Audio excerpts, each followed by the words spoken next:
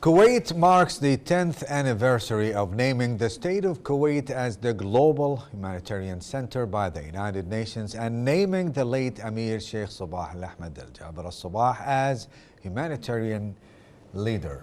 Indeed, Ahmed, today's celebration was under the patronage of the Minister of Social Affairs, Dr. AboulHosn, and organized by the Union of Kuwaiti Charitable Societies and Foundations, and that's in coordination with the National Library of Kuwait, to highlight the latest and most notable charitable actions. More details with Maryam Litwahi. Minister of Social Affairs, Family and Childhood Affairs, Dr. AboulHosn, said that the state of Kuwait, with its governmental and civil charitable institutions, has written a bright history in supporting charitable and humanitarian work, occupying a leading position in the map of humanitarian deeds.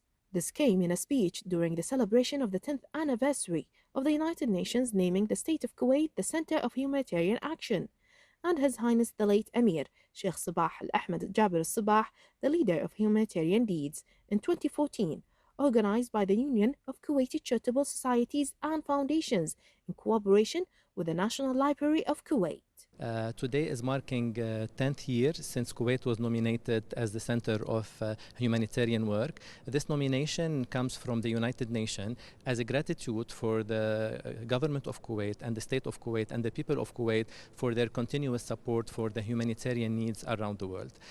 So many factors have contributed to nominating Kuwait as a city for the humanitarian work, including the bilateral work Kuwait is doing with so many countries affected by crises around the world, but also the work that Kuwait is doing with the United Nations to reach out to people who are in need and to address the humanitarian needs. The second factor is the work of charity organizations like those who are that we are seeing today in this event, and their outreach to support people around the world in the area of education, health, water and sanitation, and so many other areas and sectors in the humanitarian field.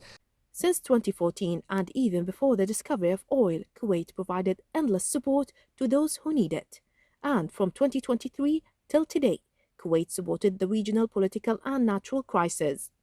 In February 2023, an earthquake of 7.8 magnitude hit parts of Turkish and Syrian territories, where the United Nations described it as one of the biggest disasters that hit the region recently. And Kuwait sent aid to both countries, from search and rescue teams and medical support. On April 2023, clashes began between the Sudanese army and the Rapid Support Forces, igniting another civil war, and recent natural disaster hit the northern regions, leaving thousands of fatalities and displaced.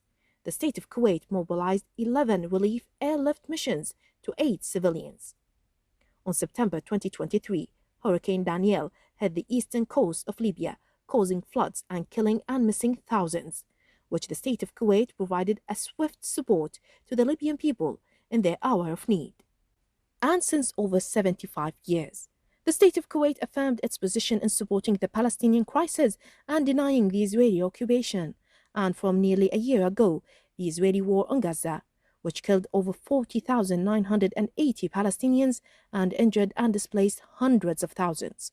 Kuwait launched a national campaign to aid the Palestinians and sent airlift missions of 45 flights by Kuwait Air Forces.